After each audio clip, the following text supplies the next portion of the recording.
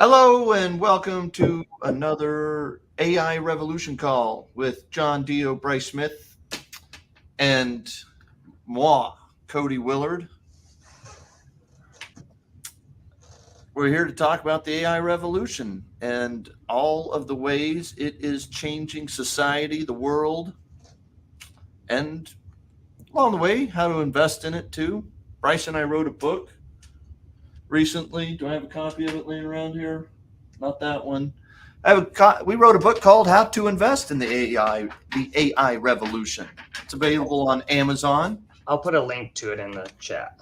Yeah, we went through the Mag 7, NVIDIA, Microsoft, Meta, Apple, Google, Amazon, and Tesla, and analyzed each of their AI strategies and talked about how we gave them a rating, what we thought were the best approaches to the AI revolution, and who was also best positioned to win in the AI revolution. Correct me if I'm wrong, Bryce, but NVIDIA was number one and Tesla was number two, or was Tesla number one? I think we gave Tesla the higher, we gave NVIDIA the higher rating, but then at the end, I said that Tesla was our favorite stock at that moment because of where the price was, relative to NVIDIA. So overall, would you say like the ratings in the book as compared to where you would put things now, pretty similar?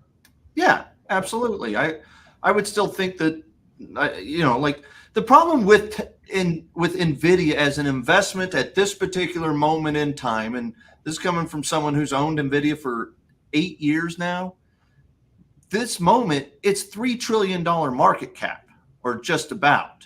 And, when I bought it, it was $30 billion market cap or something. And it's not cheap on most metrics. On the other hand, NVIDIA is a platform, an AI revolution platform. AMD is not competing. Intel's not competing. Google's TPU chip, it's in there, but Google still has to spend billions of dollars buying NVIDIA chips. Tesla has their own AI chip, but they're spending billions buying NVIDIA chips and servers and platform on the platform. So I like NVIDIA still a win. Like it's probably slightly overvalued on a near-term basis, but you look out 3 to 5 years, if this AI revolution does develop into a multi-trillion-dollar business, NVIDIA will be still selling the shovels that are running it all. So would you say as goes the AI revolution, so goes NVIDIA? Like they're kind of... Yeah, nobody's buying NVIDIA for its graphics, for its computer video game graphics cards anymore. Yeah, well, that's one direction of it. But then that says that you only buy NVIDIA for AI, but it doesn't say that if you're AI, you only buy NVIDIA. So, I don't know, John. Actually, that is we'll ask you that question too. Correct. I don't. Elon Musk tweets out today that that xAI and X Twitter have the largest supercomputer cluster in the world now. They spent billions of dollars building that thing, and he cites NVIDIA. NVIDIA's chips are what makes that run. And at this point, the AI revolution wouldn't have happened as much as it has happened without NVIDIA's chips. And I'm not sure that it's going to like NVIDIA looks entrenched. Like it looks like it won. Bryce? Yeah, I was just going to say that like it is the AI revolution as goes in the AI, as goes NVIDIA, but as goes NVIDIA, as goes AI is what I was going to say. It's both ways, because even some of the top engineers at OpenAI, like in their emails that got leaked when Elon sued them, I don't know, 6 months ago, one of the execs was like, really the algorithms haven't changed in 5 or 6 years. It's the chips that changed. And now that's why OpenAI and ChatGPT are so good. And so it is a virtuous cycle now with NVIDIA makes better chips, which makes better AI, which makes better chips, and so on and so forth. I hear of new algorithms or innovations on the algorithm side all the time, but I guess none of them have like broken out to where they, like change everything. But I don't write it off that they come up with a new, better way to do things than straight up transformer. And it makes, like, there's some stuff going on with ability to know that it's hallucinating, and Really? that's great. If it knows that, then it can stop doing it. It can go, oh, that, wait, I'm not so sure of that one. Let me go think about it again, kind of thing. John, you're saying then that conceivably the NVIDIA chipset and platform and the CUDA software that runs it are not like they're going to try to find ways to design around without needing the NVIDIA chips? Well, I wasn't really making a claim on the chip itself, and just in the other direction, I was saying like how, how you say like, well, if NVIDIA improves their performance, then you'll see better AI. And if they don't, then you won't. And I'm saying, maybe in some cases you'll see it even if they don't, right. But it's still, the people doing that are still relying on NVIDIA. Right. Well, let's give the analogy of the iPhone and apps, right? Like the iPhone 18, what are we at, 15 right now? The iPhone 15 is better than the iPhone 10, but not markedly enough, other than the fact that there are every year, there are more and better and cooler and different apps doing different things, applying the technologies in different ways and making your world easier to live in. And the iPhone itself is improving, but the apps on the iPhone are actually getting much better all the time. Yeah, it's kind of like, where's the innovation happening? The last, if you look over time, over the last 5 years, it's been the chips and the incredible performance, and way beyond just Moore's law, which was really more based on a CPU anyway. But the notion of like how much additional processing power you're getting is like it was chips. So is it going to stay like that, or do other aspects kind of kick in? And the apps is another aspect. It's one of those ones where you go, okay, now people are doing interesting things with it. So and that, like, and then in between those two is a layer of capability that's more, call it on the software side or something, but it's like across multiple different apps. Like there's all of the capability related to generating video or generating audio or being able to see things and know what you're looking at. Like these are the categories.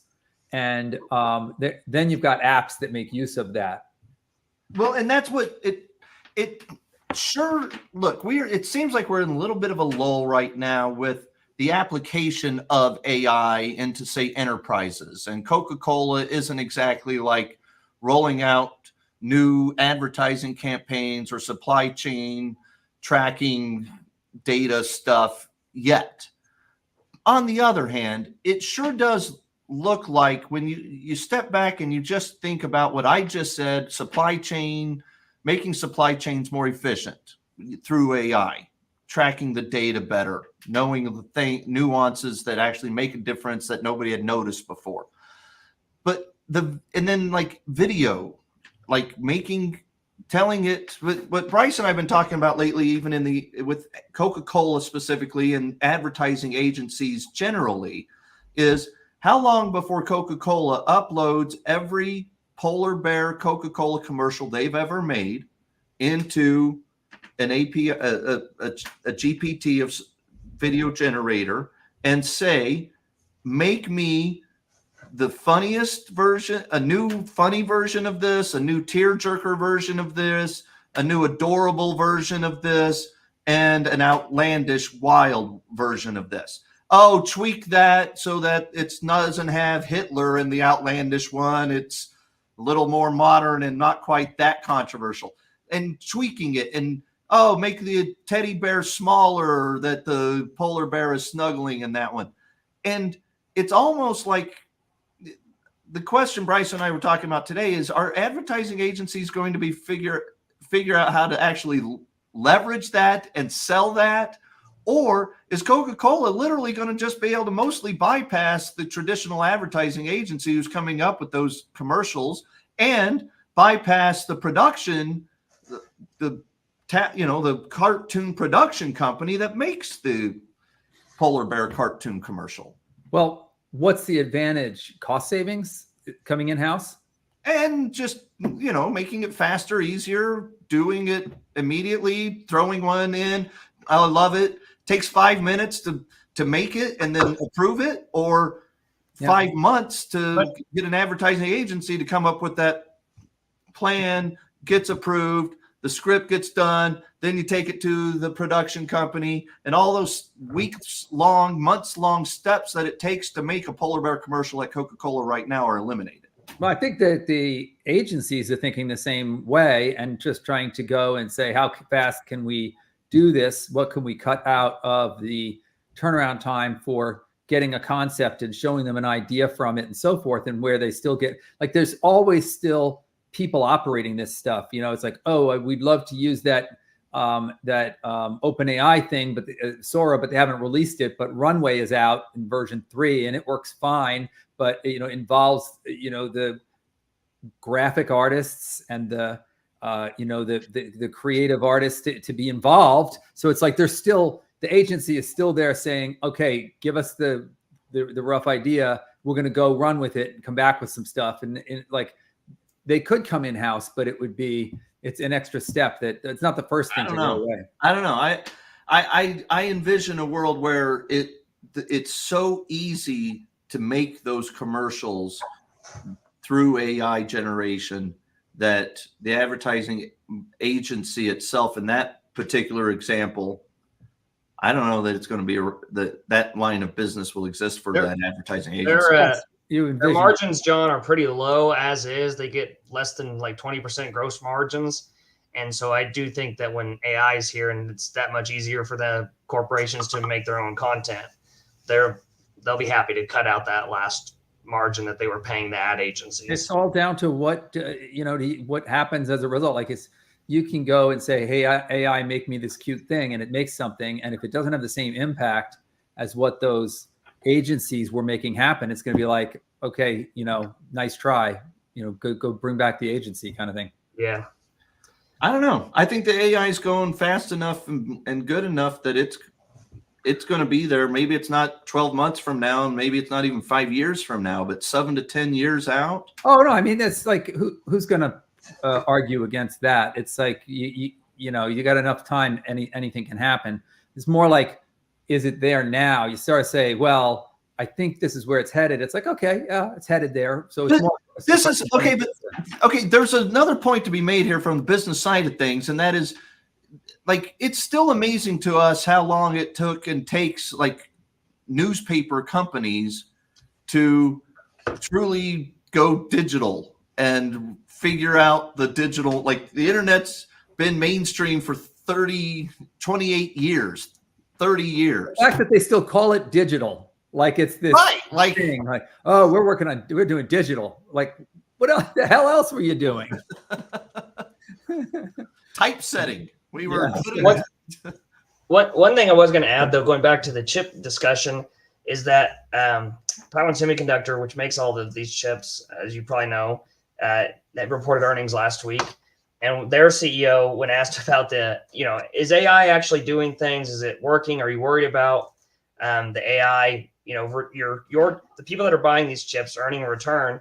And he's like, we think AI is awesome. We're using it, and we're in line to get NVIDIA chips. He's like, even though they're the ones that make the chips, he's like, we're in the queue, and we can't jump in line just because we actually physically make the chips. They have TSM wants to buy NVIDIA chips to make TSM factories run better. Yes, and they're waiting in line to get them.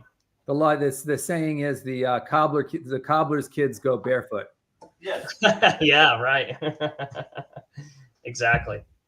So I do think that, that could be some puffery there. They are are aligned with NVIDIA's. So they want to promote this thing. But Jim just dug into Bryce's filing cabinet and found himself an AI semiconductor analysis. I guess he wanted me to look at this because it must be germane to whatever we were discussing. Of course. And so is licking your face. Yeah. Yeah, this is a good boy. Germane. Yeah, this is a good boy. Oh my goodness. Yeah, that's a good boy. Very, very cute. Yeah, he's not artificially intelligent. He's naturally intelligent. Yeah. Yeah. But on the same sort of note, that trying to picture, I guess sort of that's where I was trying to go with, maybe there's a lull right now, but the spend on this stuff is continuing. From Meta, Google, Microsoft, ChatGPT, Tesla, XAI, Twitter, the spend is accelerating. Still, it looks like Meta's modeling out 20-30% CapEx growth the next 2 to 3 years on this stuff. And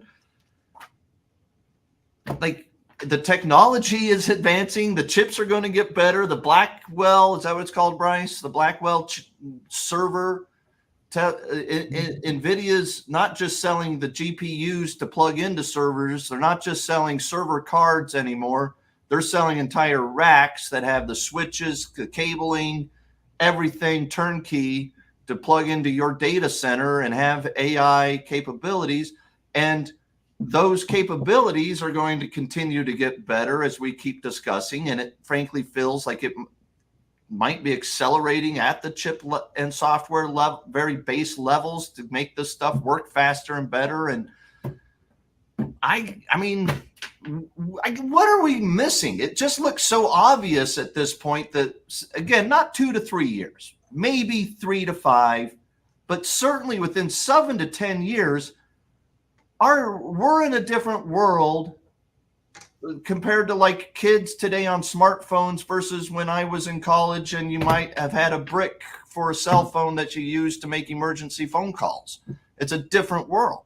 Yeah. So what changes it? So we do have this continuing decrease in cost, increase in power or output, kind of like ChatGPT just came out with 4.0 mini, which is less than half the cost of what the GPT 3.5 on the API end of things. So on a per energy unit basis. Per dollar cost for like a million tokens of throughput for, But isn't the baseline measurement of even that a unit of energy? No, there's energy correlates with it, for sure. So, that's now they're saying what you use for every 100 queries, it's like a light bulb running all day or something. They've come up with a kind of correlation there.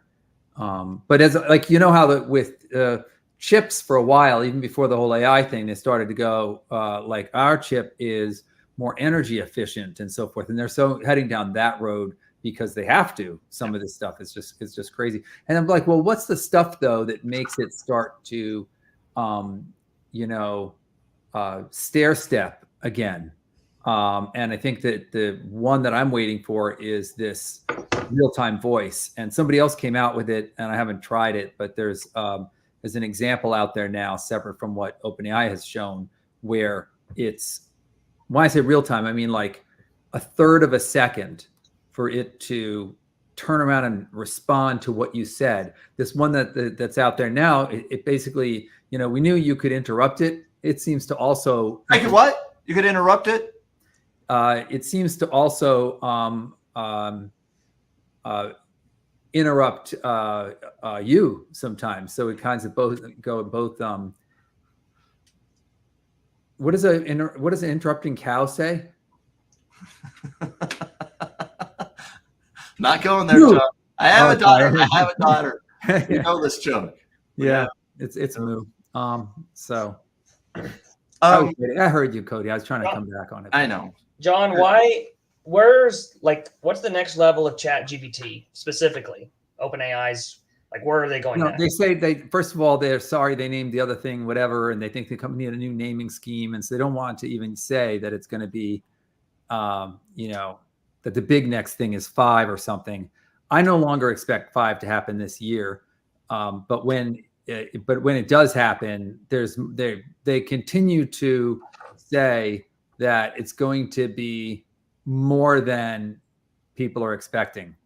It's going to be like a leap in some areas, especially in reasoning.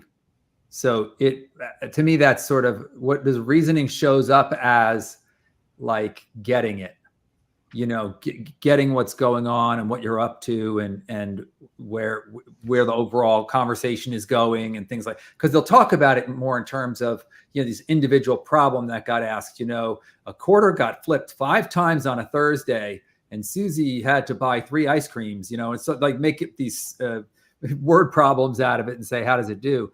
But it's really, if you mix good reasoning with some more memory, you get closer to something that is like an assistant, like it's an actual, you're going to turn to it and say, here's what I got going on today, and how can you help me? It needs to get better at math too. Math, like a good assistant can do basic arithmetic. But how do you know when it needs to use math? Because you can now pretty easily do kind of built-in function calling, where it can, go, oh, I need this other kind of thinking, reasoning, whatever to happen. Let me go like call a function, a program function, and pass it the arguments and let it get back the result. And because of that, there's a lot that it can do beyond what you think it normally could do. But so much of this stuff is already here that would be that I'm getting notifications on my watch that our smart bird feeder that we put up at our house this weekend, which takes a picture of any bird that comes to get the seeds, that there's motion. It's taking a picture of something right now. Yeah. And it seems to me the app should now tell me what the bird is. Use AI to recognize the bird, and how quickly. That's the very low-hanging fruit stuff that I think can still change. There's so many different places where we can take existing AI. Nothing even needs to advance, and it's going to make things. That's definitely should be able to go and do that. It's a good example of low-hanging fruit. But really, what I want to see it be able to do is look at the picture itself and admire it. Oh shit. Cody, you need to see this one. Okay, thanks, bird feeder. Yeah, or don't even worry about it. I've seen it for you, and it was good. Right. No, John, there's a thing we're hitting on here where you're almost like talking about the logic side of things. It's understanding kind of things. And then there's the output kind of things. And so along with it is ChatGPT 5, for lack of better terminology at this moment. Is it going to have this long-awaited video generation open to the public where I can tell it to make a 30-minute cartoon starring Amaris, my trisomy 13 daughter with the trach, turning into a superhero at night? So if they don't, someone else will, because there's stuff coming out that is sort of at the same level and putting them to shame for them like sitting on it, and saying, oh, we can't, it's got to be safe. We're trying it with some people, so forth, and they're starting to not have the output like I think they used to. They're starting to hold on to things, both on the video side and the audio side. It's not the thing I'm waiting for the most. I'm waiting for the agent related stuff, call it a large action model, to where it gets what the computer can be used for and what it can do, and it can do it on your behalf. So it can, use your apps, use your browser obviously to go browse, but use your Adobe this or that to go, make this and so forth. But kind of have the puppet controls onto your things that you No, do. that makes so much sense, right? So let me just repeat that back to you. In other words, it's like you said the Adobe thing. Like, for example, like, hey, I need to put together this documentation and have people sign it every time someone says they want to invest with me. Hey, ChatGPT agent thingy, make that document for Bob Smith to join my investment group, and it literally, and email it to him. And if he writes back, answer his questions. Call it, I mean, basically, I think it would be called workflows. You know, you're establishing what are the workflows that you're up to, that it can be up to. And if it's sitting there observing you work, it ought to be able to go, I get what you're doing there. I'll take this one over. You know, let me know if you need to jump in, but I'll just keep doing this. John, on that note, if we can sort of apply some of this logic to the robotics side of things, again, I'm fully convinced that the humanoid robotics revolution is here and now, and probably the next major leap forward in the AI revolution. And Bryce and I have been thinking it through that they're going to have to do apps for the robots. It's not like you're going to be able to get the robot and send it to a construction site and tell it to tie rebar. Rebar or rebarb? Rebar. Without the B on the end? Reinforcement Ends with an bars. R. I'm going to call it rebarb wire from now on. Like rhubarb? Like a rebarb fence. No. A barbed wire. My bad. It won't fly. Anyway, it's not like you're going to be able to just tell it to go tie rebar and it's going to know how to do that productively well. Even if it watches your crew doing it for a day or two, it's probably not. Bryce and I are picturing you're going to have a construction technology company train an Optimus robot and then license that software over, you know, it's sort of like the App Store. You're going to, hey, I bought the Optimus robot to work with on my construction sites. Now I'm going to go download the rebar tying app and the measuring wall space app and have it go do this stuff. This sounds really good. I wonder how much of that is sort of held captive to whatever, you know, Tesla or whoever decides in terms of how they're going to allow it to be, you know, allow somebody to get in the middle with it and stuff. But again, why wouldn't they? It makes sense to me that Tesla takes, just like Apple does, would take, in that scenario, Tesla takes a 30% tax fee, commission, whatever you want to call it, on every app that's downloaded. I'm sure in that case, you're going to be paying each robot's $50 a month for that application to be on your robot that enables it to tie rebar. So about 23 years ago or something, I was working at an AI company, and I brought into the company the notion of knowledge packs. And a knowledge pack was basically an app. It was like a knowledge app. Sure. It's almost a better description than app of what I'm describing. You plug it in, and all of a sudden, it's like it powered up on that area of knowledge, of ability. Yeah.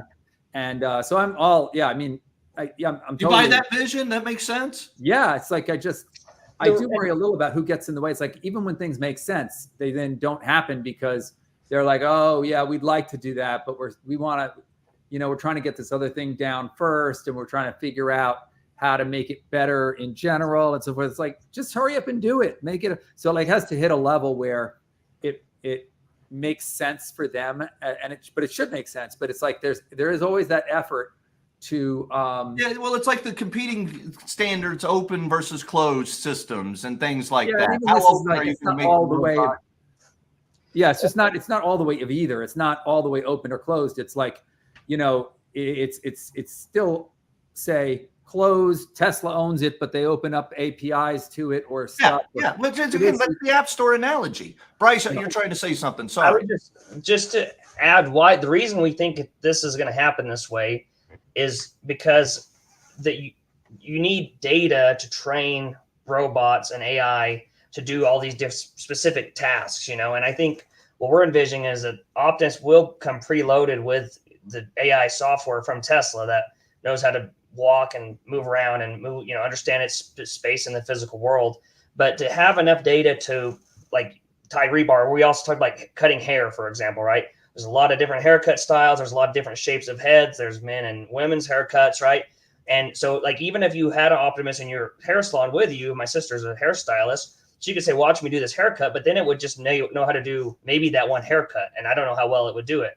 But if it had been pre-trained with 10,000 hours of video data from real hairdressers doing their thing, it would probably be able to do about any haircut and do it with, you know, 99% accuracy. And I would add that you also don't know all of the different applications that people are going to think of to do with the robot anyway. I want it to walk 5 dogs at a time. That's going to have some data training. It could probably walk 1 dog at a time. Yeah. When you just preload it. It might be able to fold laundry for you just based on the Optimus you buy from Tesla. But if you're going to iron clothes, it might actually need to have an app down, a knowledge module. What'd you call it? Knowledge pack. So like I think there's multiple levels to this, and I think it probably happens best at the higher level. The lowest is like you're buying that knowledge pack. It's like, oh great, now I can do this thing. The next is like that you're subscribing to it. Now it's more SaaS like, but it's like, you know, as better things happen, there it is. But now better than that even is like you are paying to be in a like community where all of the inputs from other construction people, you know, robots and so forth, because again, it doesn't have to get into that robot. It doesn't have to get learned by that robot. It has to get learned sort of centrally or distributed, but into a hub where it then gets back out to all. You know what's amazing is, you know, I'm sure you guys have seen those studies where it's like if some monkeys on this side of the planet learn how to use tools to open nuts. Carl Jung. Yeah. What's that? Carl Jung, the 100th monkey. Yeah. So this is that, but it's just going to download it. Like, oh, we uploaded some more knowledge packs, and now everybody gets to download it to their Optimus robot. Yes. It's you're participating in kind of both directions of you think of it as like think of a Tesla self-driving update, and these updates are containing the latest learnings, and those learnings are happening like pretty quickly because they're happening by every robot that's doing riveting, every robot that's doing cement, you know, all the different parts of it.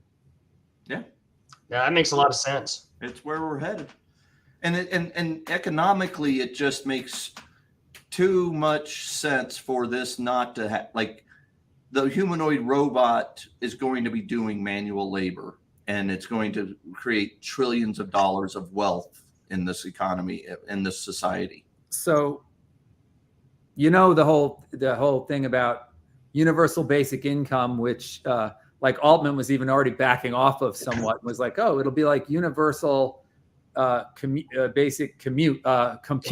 Yeah. You know, so like everybody will get some of that. It's like, well, I'll take the money. But it's, yeah, same. But like the notion of like, where are people going to get any of the income that for this, you know, well, those robots that are learning cement are learning it somehow. They're watching people. Maybe it's registered who it was that they were apprenticing with, that it goes in with that knowledge. It's getting what do you call it when you get almost like royalties on watermark. You know, right? it's getting watermarked with the, like, who was it that the problem? What were you about to say, Bryce? It's like having royalties on intellectual property, right? Yeah. Like the songwriter songwriter or the creator, whoever made that, gets lifetime income off of that. Yeah, but you know, I'm just going to speak it bluntly. Like, you know, the guy who's hiring the day laborer that robot is actually learning the actual physical labor from, it's going to be some company that hired him that's going to keep the rights to that watermark and those royalties. And that poor day laborer, Come on, you really Maybe. think they're going to take So, care yeah, of it? like being Like a little that money's going to filter, dwindle all. What do they call it? Trickle down. all the way down there. Taking the optimistic view, you talk about like what the robot comes out already knowing versus what it has to learn from these knowledge packs. And it's quite possible. You think of it as, what it already knows is very basic. It can walk around, etc. No, on the intellectual side, what it already knows could be quite advanced. So it could already pick up on the fact that, wait a second, that's the worker that I'm actually learning from. And it's possible to catch that kind of stuff. The company's attorneys are going to write that in the contract the day they bring that day laborer to the site, man. He's signing away his life like everybody do. Well, like isn't it in the like I remember from the food industry that it's the money percentage of like when you go to buy something in the store, the percentage of that goes to the farmer is like zilch. And then it goes up and up until it's the last. It's like General Mills, or it's like who's the big Unilever? Albertsons is making 40%. General Mills is making 55%, and everybody else is making 5%. Yeah, the farmer, if he had lots of rain that year, is breaking even or making some money with some subsidies from the government. Yes. So it happens all over. Terrible. Yeah. That's the Republican Democrat regime getting involved with the economy endlessly and pretending they're not. And then fair trade is the supposedly the remedy. Sure. The notion of like, this is fair trade coffee, where they're making a claim about how much percent of it gets back to the Andean farmers or something. Do you ever actually buy something because it says it's fair trade, John? No, but I feel good when I accidentally do. All right, last words, last comments. Last questions. I continue to use this stuff every day. It's real. It's making it's like very powerful. Companies are starting to rely on it and everything. And it's maybe in the quiet times when the farm team is getting its whole next round of players ready. In a way, and that's a baseball analogy because my Astros were in last place all year long and just finally are in first place. It's the Bregman magic. Yeah. John, someone says yes, using AI every day. Brian? It is going to be a wild run, right? I thought it was ironic that the guy who threw in our last words there, his username is no words. He has no words except the ones that that's why he has none. He already just handed them over. Yeah. Found a fund that holds open. Yeah, there are some. There's even a publicly traded one. What's that? DGMI or something, Bryce? DXYZ. DXYZ.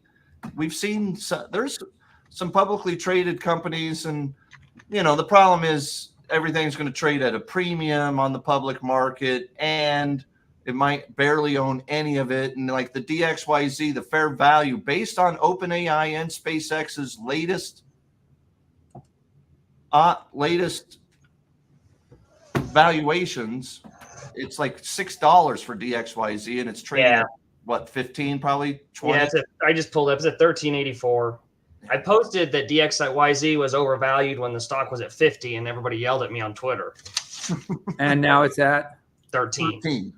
So didn't Apple have to back off of the notion of being on the OpenAI board as an observer, and Microsoft is backing away, and it's because they're both feeling some government pressure about how much they're involved directly in that? Yeah, again, technically it seems really weird the way they've created conflicts of interest with their incentives and OpenAI's incentives. And they're not, like, Microsoft needs to just buy OpenAI if it's going to be this entrenched with it, and it can't. And so, the government, under Republicans or Democrats, if they're going to enforce antitrust laws, Microsoft shouldn't be allowed to buy OpenAI. Frankly, I'm not sure the Republicans care about antitrust laws anymore, and the Democrats don't if you bribe them enough. So, or threaten them with blue screens of death. Yeah, something like that. around the world. Bryce, last word. Well, one of the things we like to talk about on this not podcast, but this weekly call that we do is like the actual stock market impacts. And one of the things we've talked about lately is that we don't think anybody's actually overweight Nvidia anymore. And so for that reason, we kind of like Nvidia here. But like Cody said, we've been in Nvidia for a long time, so it's nothing new. But it's a counterintuitive trade, I think. Yeah, we had some hedges on our Nvidia position, and last week into the teeth of that decline, we covered our Nvidia hedges and opened up the full long exposure once again, in large part because, as Bryce describes, like pretty much like 6 months ago, everybody was in Nvidia. That every professional I knew was in Nvidia. Every retail investor was either in Nvidia or asking me if they should be in it. And Bryce, I mean, I bet it's been a month since the last time anybody's even brought up Nvidia trading with Cody. Yeah. How much of a pullback did it went from 141 and it was at 116, 117 on Friday. Today, it's up 5% today. So, yeah, but yeah, we like the Nvidia for a trade and for a long-term investment. We've liked Nvidia for a long-term investment for 8 years. Do you still like, once you decide that you're getting into it, you do it gradually over time, or? Yeah, always. We never buy a full position all at once. We try to scale in slowly but surely over time. We got really overweight Tesla earlier this year, before this big move, and we've taken a little bit of our options. We had call options in addition to a huge common position. We've taken a little bit of the call options off. We even bought a few puts. Worried about earnings tomorrow. Frankly, I'm not that worried about earnings tomorrow. It's just our job is to hedge into an event like that. I think Tesla's going to have blowout earnings. Margins are going to be better than expected. Revenues are going to be better than expected. Energy is going to be better than expected. Full self-driving revenues are going to be better than expected. Cybertruck revenues are going to be better than expected. Gross margins will be better than expected. But if I'm wrong on any of that, the stock could be down 5 to 10% the next day. So, not investment advice, trading advice. No, not trading advice either. Gambling advice. No, not advice at all. It's not advice. I advise you not to think that's advice. That's advice. Yes, I'm advising you not to think this is advice. I'll advise you on that. Does not compute. I bet ChatGPT would be confused with me on that one. Yeah, there's an old Star Trek episode where the smoke starts coming out of it because of that kind of circular. Yeah. I'm just waiting for my data, and by that I mean the humanoid robot on Star Trek: The Next Generation data. This is quite cool. I also tweeted this last week that I think Elon should start taking pre-orders for the Optimus today, and I'm trying to get that message through to Elon. He doesn't want to. He hasn't wrote me back. He ghosted me, and anyway, well, you know how he is sometimes. Yeah. Like with me too. Sometimes he just doesn't get back right away. I can't get the guy to leave me alone. Oh please, he blocked you. He could take $1,000 deposits, and I think every manufacturing business and logistics company would buy as many as they could immediately and put down as many deposits as they could, because once those start coming out, you're going to be at a disadvantage. So millions of people would also I want to be at the front of the line. I would put down $1,000 deposit. I'm in tomorrow. Yeah. And he could build all the Optimus factories. He could build his first Optimus factory. Literally, I bet he could interest-free using deposits from customers. Yeah, he could put $10 billion in the checking account to build factories for the next 2 to 3 years with people's like my money. First thing he's got to do is get those robots working in the factory, because they're not going to stick him out, in the home anytime soon. They got to get him working in the factory first. Yeah. Point remains that I still want to be at the front of the list whenever it is available to be at the home. I got it.